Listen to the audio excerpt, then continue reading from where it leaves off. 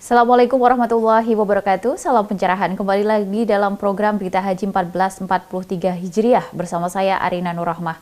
Pemirsa, kedatangan kabar duka mengiringi kedatangan kloter pertama jamaah haji Indonesia pada 4 Juni 2022 kemarin. Kabar ini terkait wafatnya satu orang jamaah asal embarkasi Jakarta setibanya di Bandara Amir Muhammad bin Abdul Aziz Madinah.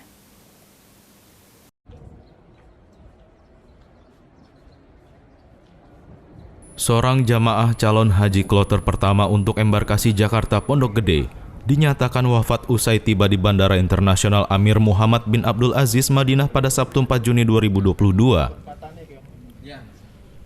Jamaah tersebut bernama Suhati binti Haji Rahmat Ali, umur 64 tahun, dengan alamat Kampung Hutan RT 016 RW 005, Ragunan Pasar Minggu Kota, Jakarta Selatan. Suhati dinyatakan wafat pada pukul 13.00 waktu Arab Saudi. Awalnya saat turun dari pesawat, kondisi dirinya masih terlihat sehat. Namun ketika masuk proses antrian cek administrasi paspor visa di bagian imigrasi di bandara, almarhum langsung pingsan. Kepala Pos Kesehatan Daker Bandara Agus Sultoni mengungkapkan penyebab wafatnya almarhum diketahui karena ada gejala gangguan lemah jantung dan hipertensi. Rahmat Ali. Pak Dokter Agus disebutkan penyebab almarhumah Ibu Suhati meninggal. Ya, baik, terima kasih. Penyebab dari kematian Ibu Suhati ini menurut keterangan dokter klinik bandara yang menangani itu adalah gangguan irama jantung. Dari gangguan irama jantung itulah kalau dilihat dari riwayat penyakitnya yang saya lihat di Siskohatkes, dia memang ada riwayat jantung. Sama hiperlipidemia, sama juga ada riwayat dia penyakit tua. Ya. Penyebab kematiannya yaitu tadi, karena dilihat saya juga sempat diperlihatkan gambaran EKG-nya adalah gambaran irama jantung yang tidak teratur. Apabila penanganannya delay lambat, ya akan menyebabkan kematian. Lebih lanjut, Agus Sultoni menuturkan, almarhum juga memiliki darah tinggi saat almarhum antri, tiba-tiba langsung pingsan tidak sadarkan diri, dan tim kesehatan langsung membawa ke klinik kesehatan ibadah haji. Namun, saat dalam perjalanan ke rumah sakit, kondisi almarhum semakin tidak membaik kemudian dibawa ke klinik bandara internasional. Apakah sebelumnya ada ini Pak, mungkin gejala atau misalnya memang ada riwayat penyakit lainnya? Menurut TKI yang mendampingi kloternya mengatakan bahwa sebetulnya Bu Suhati ini di Indonesia itu sehat-sehat saja katanya. Sehat-sehat saja, makanya pada saat turun mungkin karena ada pengaruh dia punya darah tinggi juga, kemudian mungkin kurang istirahat atau kelelahan. Jadi pada saat datang tiba landing, pada saat mengantri di counter imigrasi atau pemeriksaan imigrasi tidak sadarkan diri. Langsung pingsan? Langsung pingsan, tidak sadarkan diri. Nah, di daerah itu kan yang berhak masuk ke dalam adalah dokter-dokter yang dari bandara, klinik bandara, dan langsung sigap didampingi sama TKH langsung membawa jemaah tersebut ke klinik. Mengingat kondisi di alat yang di dalam katanya tidak ada, lalu bersepakat untuk dirujuk ke rumah sakit. Tapi setelah sampainya di sini nih, di gate terminal haji itu, dia melihat kondisi Bu Suhati tidak ini, langsung dibelokkan ke kanan ke klinik yang di internasional. Nah, di situ saya melihat tindakan dokter, pasang EKG, kemudian langsung disisok, pacu jantung, kemudian melakukan resusitasi jantung paru selama 30 menit, tapi tidak tertolong dan dinyatakan meninggal di jam 1:35. Dan saya menyaksikan di situ, tapi kita tidak diperkenanan untuk terlibat dalam penanganan di klinik.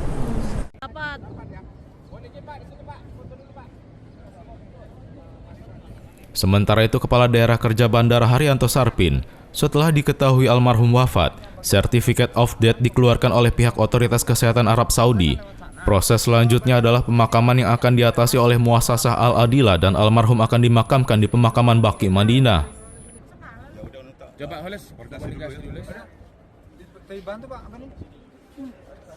Satu ya tadi ya, SOT 1 dengan durasi waktu mulai dari setelah turun dari pesawat, kemudian proses imigrasi, kemudian dengan bagasi itu kemudian ke pavilion itu kurang lebihnya 2 jam prosesnya untuk 1 kloter. Itu yang melalui proses yang tidak fast track ya. Kecuali nanti yang fast track itu akan lebih cepat. Durasinya antara 30 menit sampai dengan 1 jam. Hanya saja untuk posisi yang fast track sekarang belum diberlakukan. Jadi memang tidak ada hubungannya dengan proses karena prosesnya berjalan seefisien. Sesuai dengan kondisi dan aturan. Diketahui pemakaman Baqi merupakan pemakaman tertua yang diantaranya terdapat makam-makam keluarga Rasulullah dan sahabat. Di sisi lain, suami almarhumah yang ikut berhaji bersama mengaku telah sangat tabah dan menerima atas meninggalnya istrinya di Madinah, yang dimakamkan di Baqi tempat bersama Rasulullah dan keluarga Nabi, serta sahabat-sahabat Nabi dimakamkan. Ihsan Marsa, Tim TVMO memberitakan dari Madinah, Arab Saudi.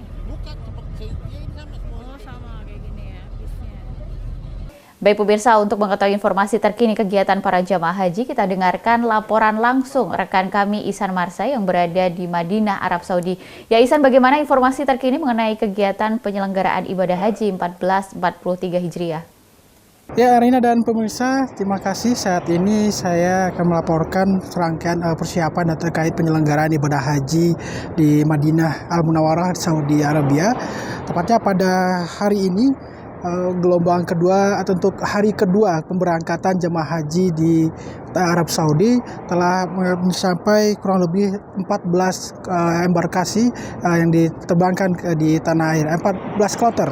Dan kali ini sebanyak 3.160 jemaah hari ini bertolak ke Arab Saudi. Ada beberapa jemaah dari embarkasi Jakarta Pondok Gede sudah sampai di Arab Saudi, dan setidaknya per hari ini akan ada 5.945 orang jamaah Indonesia telah berada di Tanah Suci. Dan terkait kabar duka, memang kami sempat kabarkan informasi sebelumnya berkaitan dengan satu jemaah Indonesia yang wafat di Tanah Suci di saat tiba di Bandara Amir Muhammad bin Abdul Aziz. Dan kabar terbaru, insya Allah untuk ibadah haji, pemerintah Republik Indonesia melalui Kementerian Agama telah menyampaikan komitmen untuk membadalkan haji, dan ini menjadi mekanisme yang terus dilakukan di saat ada jamaah haji yang wafat, maka pemerintah melalui panitia penyelenggara ibadah haji akan membadalkan haji untuk para jamaah yang wafat. Dan terkait informasi lainnya, untuk akomodasi dari para jamaah yang telah tiba di Madinah, saat ini telah memulai serangkaian ibadah di Masjid Nabawi, yakni ibadah sholat 40 waktu berturut-turut, yakni biasa kita sebut sholat arba'in. Selain itu juga informasi berkaitan dengan cuaca, pemirsa, pada saat ini tepat di Kota Madinah suhu mencapai 45 derajat di siang sampai sore hari. Artinya ini juga menjadi catatan bagi jamaah Indonesia, baik yang berada di Tanah Suci maupun yang bersiap-siap untuk berangkat ke Arab Saudi. Karena dari PPIH Bidang Kesehatan juga telah mengingatkan bahwa kepada para jamaah untuk tetap menjaga asupan cairan atau memperbanyak minum air putih untuk menjaga tubuh agar tidak mengalami dehidrasi, dan terlebih juga peringatan untuk kewaspadaan agar tidak terjadi head stroke bagi para jamaah di Indonesia. Jadi ada beberapa catatan untuk agar para jamaah Indonesia mampu beradaptasi di cuaca panas Arab Saudi. Dan karena demikian informasi sementara yang dapat saya informasikan. Kembali ke studio. Terima kasih rekan Marsha, selamat bertugas kembali. Pemirsa, demikianlah news update berita haji 1443 Hijriah. Saksikan terus berita haji setiap harinya hanya di TVMO. Saya Arina Nur Rahmah, wassalamualaikum warahmatullahi wabarakatuh.